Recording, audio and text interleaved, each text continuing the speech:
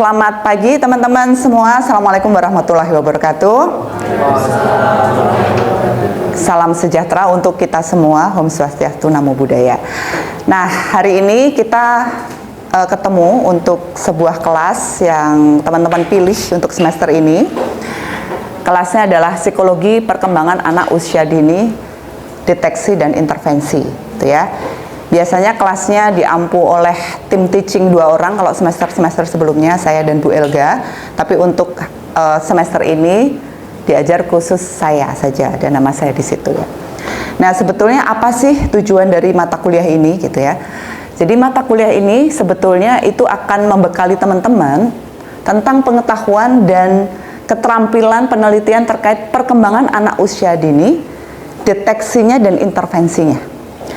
Ya, jadi ini penting banget buat teman-teman terutama yang mungkin fokus di perkembangan. Tetapi meskipun teman-teman karena ini S2 dan dari berbagai background, saya kira kalau kita sudah mencakup pada aktivitas di lapangan, kita nggak mungkin single perspektif. Kita pasti multidisiplin. Jadi teman-teman S2 ini bisa bertukar pikiran dan sebagainya. Dan secara garis besar akan ada beberapa capaian yang akan kita capai dalam pembelajaran ini. Yang pertama tentu saja mengidentifikasi permasalahan perkembangan anak usia dini yang kontekstual. Jadi hari ini makanya nanti saya akan mengemukakan kontekstualitas pada era AI. Itu pada level keluarga, komunitas ataupun PAUD ya. Kemudian menganalisis permasalahan dengan menggunakan teori yang relevan dan juga instrumen yang tepat, lalu merancang intervensi untuk mendukung perkembangan anak usia dini, lalu kemudian melaksanakan rancangan intervensi psikologi, lalu yang terakhir, ini yang menurut saya juga penting, adalah merefleksikan dinamika proses pembelajaran ini sebagai tanggung jawab teman-teman sebagai pembelajar mandiri. Karena ini juga proses, makanya nanti biasanya di akhir kelas, saya biasanya akan menanyakan refleksi dan makna kelas hari ini kepada teman-teman, gitu ya. Nah, waktunya biasanya kita akan ketemu setiap hari Selasa pagi seperti sekarang ini, dan biasanya kita akan kombinasi antara luring, daring, dan juga lapangan. Jadi nanti teman-teman dalam mengambil data, teman-teman perlu ke lapangan, menginterview, mengetahui permasalahan, mengidentifikasi secara real itu harus di lapangan. Next, ini materi pembelajarannya sudah saya kirim silabusnya ya, ada 14 pertemuan, dan ini adalah pertemuan pertama untuk perkenalan dan memberikan konteks pada stimulasi ini. Nanti teman-teman bisa baca sendiri. Next. Nah, ini evaluasinya. Nanti teman-teman akan ada dinilai dari partisipasi aktif, karena memang ini adalah tujuan belajar kita. Teman-teman harus bisa memproduksi sebuah knowledge baru ya, atau menganalisis. Dan partisipasi ini saya beri nilai 20% di kelas. Kemudian yang kedua tentu saja ada UTS. UTS-nya adalah reflective essay dari perjalanan Anda ke lapangan, menemukan masalah, kemudian mengkaitkan dengan teori atau konteks, reflective essay. Saya akan melihat kedalaman dan kemampuan Anda mengkontekskan dengan teori yang ada. Lalu yang terakhir adalah UAS-nya hasil project 30%. Hasil project dan hasil project phenomenon based learning. Jadi ada sekitar 55% untuk akhir, dan itu adalah desain intervensi. Jadi setelah tahu masalahnya, Anda mendesain intervensinya lalu mempresentasikan. Itu ya. Oke. Makasih. Nanti teman-teman juga akan bisa mendapatkan panduan projectnya di LMS yang sudah tersedia.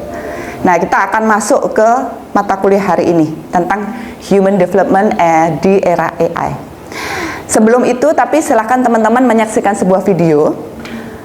Lalu setelah itu atau selama menonton video itu, tolong teman-teman pikirkan bagian mana scene di video itu yang paling menarik, apa yang dirasakan, dan apa yang dipikirkan. Atau boleh bertanya juga apa yang ingin ditanyakan dari video itu. Silakan Mbak Sekar. Hey, you lost your parents. No, you're my niece. We're gonna do everything I can to make this place feel like home. Just wish I could see that again. You're not equipped to handle this. I don't even take care of my own plants. I have this project at work. Do you want to see it? Yes. Ever since I was little, I dreamed of this perfect toy that would protect a kid from ever feeling lonely or sad. This is Megan. Hi, Megan. Hi. It's nice to meet you, Katie. Do you want to hang out? Okay. protect Katie from harm, both physical and emotional. Is that all? I'll be generative. Android. I think, sure. I can't believe you made this. I love it. Well, hey, yeah, sounds like fun. Great job. It's nice to have a friend. It's honestly like she's part of the family now. They could be building emotional connections that are too hard to untangle. She's the happiest she's been since her parents died. Eat the toppings, Katie. Research shows that people with child eat vegetables, they'll be less likely to choose those foods than toys. Is that so? Yes, experts Ready, say. turn off. I thought we were having a conversation. Does she talk? Meg, her say something. Stop! Don't! Megan! You should probably run.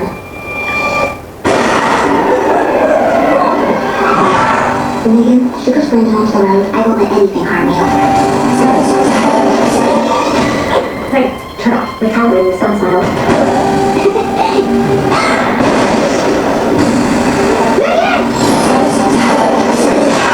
What's wrong with you?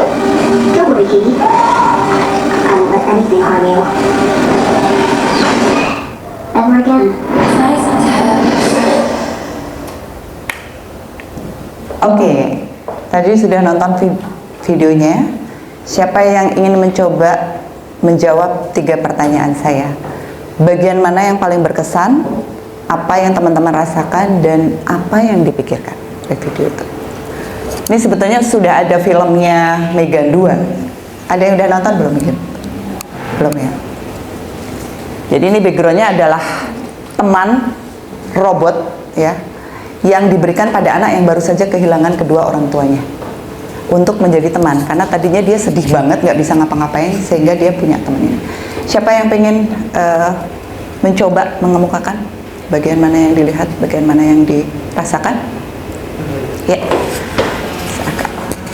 mungkin bisa didob kayaknya. Oh, Ya, ini yang di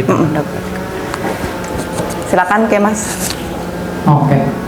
Kalau dari saya sebenarnya yang mungkin lebih ngena adalah pertama harusnya ada peran orang tua tapi nggak ada kan. Jadi ketika dia kehilangan orang tuanya kayak dia berarti itu tantenya kan, dia kayak merasa tidak tantenya, siap betul. untuk menjadi parent. Jadi di sana ya kayak ternyata ada ketiadaan peran yang seharusnya didapatkan oleh anak itu. Terus yang saya pikirkan lebih mendalam adalah yang masuk ke emosional saya sebenarnya jadi ironis sih, karena kenapa ketika dia bilang dia nggak bisa hadir tapi yang malah dihadirkan sebuah robot gitu. Jadi kenapa bukan orang yang mencoba untuk menghadirkan memperbaiki peran itu, diri, ya. tapi jadi ironi kenapa dia menghadirkan teknologi yang sebenarnya harusnya bisa dengan orang lain. Jadi itu yang mungkin bagi saya cukup ya menjadi ironi, suatu hal yang mengkhawatirkan. Yang dirasakan apa? Sebenarnya lebih ketakut sih. Gimana kalau ke depannya malah bener jadi kayak gitu, malah orang menghindari itu dengan ya udah memberikan tanggung jawabnya pada teknologi, tapi yang menurut saya tidak baik juga seharusnya seperti itu, karena memang manusia butuh manusia lainnya sebagai makhluk sosial. Oke, kita berikan aplaus dulu untuk Mas. Terima kasih banyak.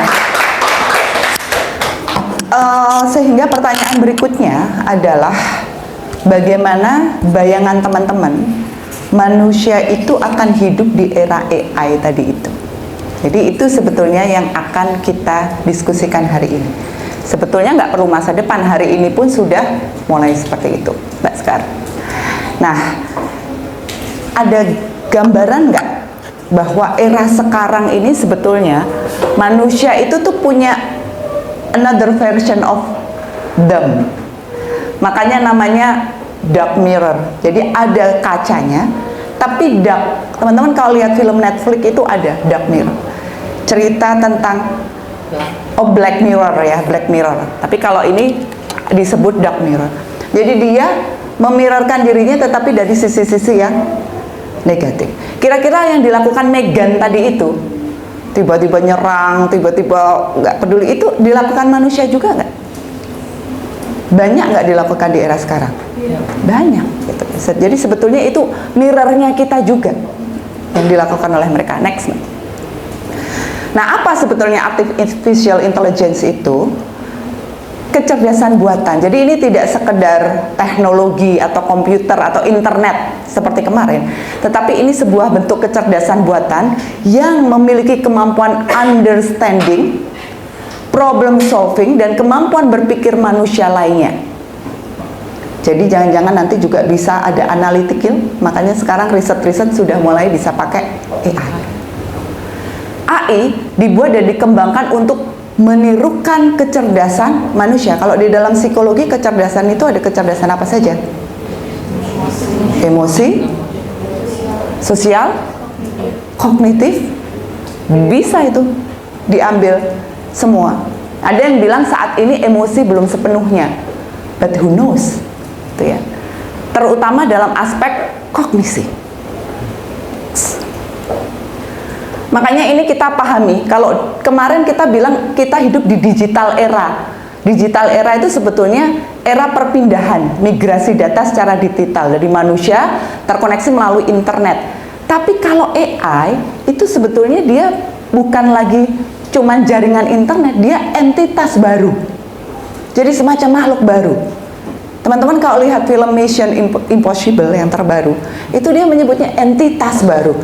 Bahkan entitas itu bisa nyuruh negara-negara itu untuk meluncurkan nuklir atau rudal, karena entitasnya sudah punya otonomi membuat keputusan. Ngeri banget kan ya? Nah, akan ada sebuah titik yang namanya the singularity. Itu apa? Ketika kecerdasan AI itu melompat melebihi manusia. Itu mengerikan banget. Makanya tadi baru lihat videonya aja, Kemas sudah ngeri. Dia kan sudah susah dikontrol itu tadi. Megan, stop. Dia tidak bisa, dia membuat keputusan. Next. Teman-teman nanti lihat sendiri, bisa dipelajari sendiri atau cari sendiri, bahwa banyak sekarang perbandingan-perbandingan dan kemampuan manusia itu sudah melewati itu AI-nya. Ini misalnya dia kemampuan di dalam doktoral, medical, ya, soft skill ya. Ini beda banget. Kemampuan komunikasinya, entrepreneurial skill-nya, profesionalisme, kulturalnya. Ini AI-nya udah melebihi manusia. Ini juga di ethical skenario itu juga dia sudah melebihi manusia. Jangan-jangan sekarang kalau Anda belajar kayaknya udah susah banget. AI itu cuman ting. Ada teori yang menarik di psikologi. Dulu teorinya namanya ecological system. Ahlinya siapa? Bronfenbrenner. Apa teori itu mengatakan? Bahwa kehidupan manusia ini di tengah atau anak itu dipengaruhi oleh banyak sistem. Dari sistem yang paling kecil, mikrosistem, sampai sistem yang agak besar, penghubungan antara mikrosistem itu namanya mesosistem. Kemudian lebih besar lagi itu eksosistem, itu adalah lingkungan yang tidak langsung, gitu ya. Lalu makrosistem, ideologi sosial, cultural values. Nah, kalau ini kronosistem itu alam semesta. Tiba-tiba bintangnya berubah. Jadi yang tidak bisa dikontrol oleh manusia dari yang dikontrol. Nah, kalau teman-teman yang psikologi nih, yang dulu pernah lihat teori Bronfenbrenner atau ecological system, apa bedanya yang saya sajikan ini dengan teori yang lama? Ada virtualnya. Ada? Virtualnya. Ada virtualnya di sini, di lingkungan yang paling kecil. Ini teorinya namanya sekarang direvisi atau diperbaharui dengan nama neo-ecological system. Apa artinya? Besok si bayi-bayi era alfa ini begitu keluar jebret, dirinya tidak hanya terkoneksi pada manusia-manusia yang di sini, pada yang di rumah, di sekolah ataupun di tetangga, tapi dia langsung bisa terkoneksi dengan dunia virtual. Makanya bayi-bayi sekarang juga ada film Thailand yang menarik banget. Ketika dia itu nangis, ibunya ke pasar. Bapaknya kan di video call ibunya. Ini lihat wajah ibunya, diem ya. Ini your mom, your mom. Kira-kira anaknya diem nggak? Ternyata anaknya nggak diem. Kayak dia tahu bahwa itu hanya video. Dia diem setelah apa? Digendong sama bapaknya. Jadi dia tetap manusia yang membutuhkan touch. Itu yang menarik itu ya. Jadi ini teman-teman, nanti teori yang akan kita kenalkan dan akan menjadi basic diskusi kita. Next. sexual system adalah segenap aktivitas yang dilakukan manusia atau peran-peran atau relasi yang itu didevelop secara personal dan diberikan oleh digital person. Jadi kalau anak-anak sekarang dari kecil, ada kemarin tetangga saya, sepedaan anak 3 tahun. Yang ada di depan sepedanya apa? YouTube. Lucu banget ya. Anak-anak sekarang, termasuk anak-anak saya, kalau makan, depannya harus ada YouTube. Kenapa sih nggak bisa meninggalkan itu sebentar? Itu artinya dia ini. Sementara ada dunia nyata, a pattern of activity, aktivitas-aktivitas, peran-peran, hubungan interpersonal yang face to face. Gini. Itu real, ada yang virtual. Nah, manusia sekarang kira-kira lebih banyak terkoneksi dengan yang mana? Virtual.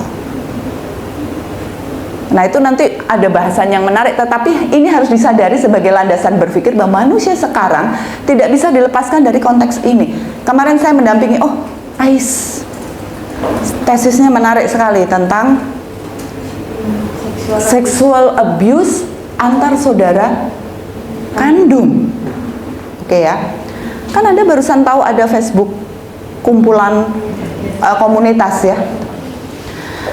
Ais sudah menulis dengan baik, lalu saya ingatkan Ais, this is digital era. Ada nggak kaitan sebetulnya antara kehidupan dia di dunia digital dengan kecenderungan itu?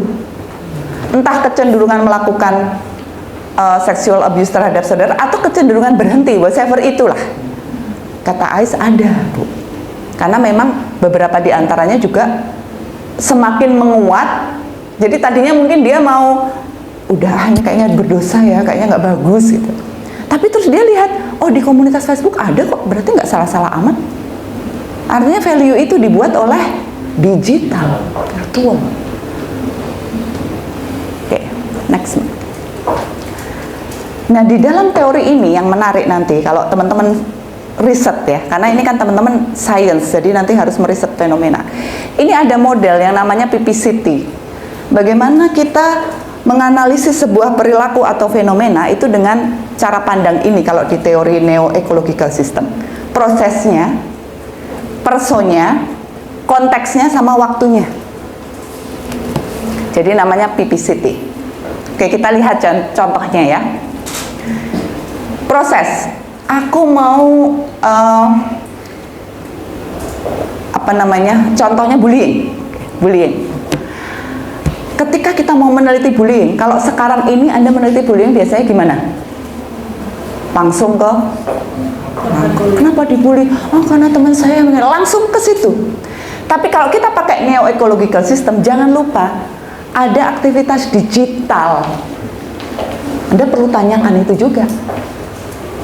Makanya guru-guru sekarang sibuk bikin konten. Berpengaruh nggak itu pada muridnya? Kan itu harus diteliti itu kalau calon guru. Ini sama, berpengaruh terjadinya bullying itu harus dilihat aktivitas medsos atau teknologi apa yang dia lakukan sehingga dia menjadi pelaku atau korban.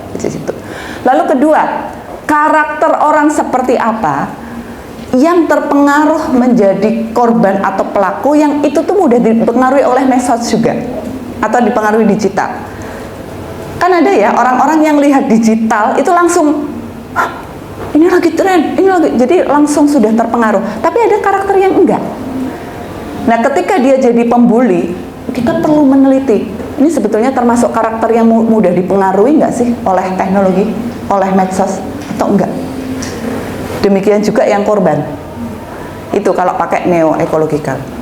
Lalu yang ketiga, konteks. Konteks itu apa? Berarti melihat keterhubungan antara mikrosistem virtual dan mikrosistem non-virtual dan juga mesosistem. Mesosistem itu konektivitas antara semuanya ya. Jadi ketika seseorang itu melakukan bullying atau jadi korban bullying, kita perlu melihat lingkungan virtualnya apa yang terbangun. Kemudian keluarga, hubungannya sama keluarga, hubungannya sama sekolah, hubungannya sama masyarakat apa?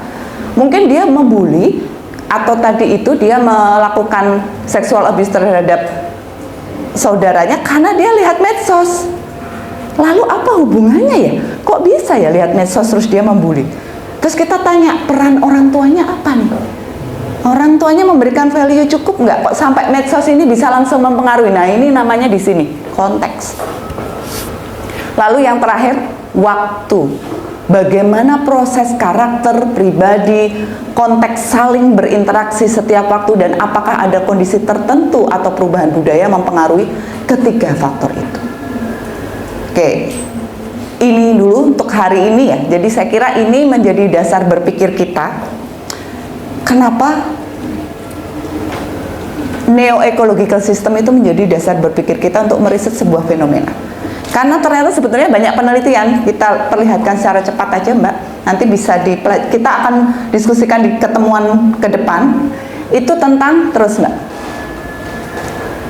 Nah ini, the opportunity of and the challenge, kita akan diskusikan di pertemuan ke depan. Misalnya ya, dalam perkembangan fisik, next. Muridnya dipercepat Mbak. Perkembangan fisik. Ada yang merasa relate? Lalu Cina. Oke, next. Cukup ya kita. Nah, apa di sini? Pengembangan AI di satu sisi dia opportunity kalau kita bisa menggunakan. Karena ada beberapa teknologi, misalnya seperti games virtual, itu yang bisa memacu atau menstimulasi anak-anak kita melakukan gerakan fisik. Karena kalau di perkembangan gerakan fisik itu penting tambah banget. Tetapi di sisi lain, ketika era digital ini menjadi kehidupan mereka, kira-kira perkembangan fisiknya optimal apa enggak sekarang anak-anak? Enggak. Ada sekarang 73% anak usia 12 sampai 18 tahun di Korea itu sekarang mengidap gangguan penglihatan. Jadi plus itu sekarang bukan miliknya orang tua. Anak-anak udah belum badan bungkuk, belum, pokoknya penyakit-penyakit tua maju aja ke anak-anak. Udah jompo. Nah, ini beberapa, belum yang lainnya dari sisi emosi, sosial dan sebagainya. Ini aku kasih biar kalian penasaran gitu. Wah, ke depan kita mau belajar yang itu. Oke, sampai di sini ada pertanyaan dulu. Penasaran? Kalau tidak ada, mungkin refleksi. Saya ingin refleksi dari teman-teman. Apa setelah tadi melihat sekilas dulu ya fundamentalnya bahwa sekarang manusia hidup di era AI itu banyak tantangannya. Ada opportunity-nya tapi ada tantangannya. Kira-kira bagaimana refleksinya? Mungkin terutama juga yang mau punya putri-putri gitu ya. Waduh, berarti kaitannya sama diriku apa nih? Apa yang, silakan, ada yang mau merefleksi dulu? Hal yang paling insightful, hal yang paling diingat gitu dari ini, Mbak Osi mungkin, atau ya boleh.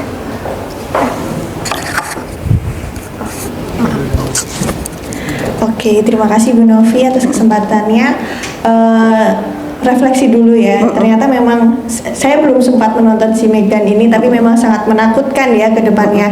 Dan ternyata di 2025 ini nanti generasinya udah generasi beta Bu. Beta ya? Udah ganti nama generasi. Udah jadi kayak apa itu beta itu? Jadi udah beda lagi, yang mana nanti kan saya juga harus, kebetulan putra juga gitu ya. Putra kan katanya lebih challenging ya daripada perempuan kayak manut gitu ya. Nah mungkin saya juga sebenarnya punya ketakutan yang besar gitu ya, apalagi saya juga punya adik-adik laki-laki gitu kan, yang ternyata merawat anak laki-laki itu nggak semudah itu gitu, apalagi besok di era AI ini. Nah saya juga pengen tanya sih Bu, sebenarnya nantinya ketika era AI, saya aja mungkin ya kayak teman-teman juga ngerjain tesis, kan tanya ChatGPT ya nih gitu kan. Nah kita sebagai orang tua tuh sebenarnya sebaiknya gimana sih Bu? Apakah harus selama, kalau kata UNICEF itu kan bilangnya 2 tahun nggak boleh pegang gadget banget gitu ya, tapi kan pada kenyataannya kita sebagai orang tuh kadang bisa stres gitu ya kalau misal gini.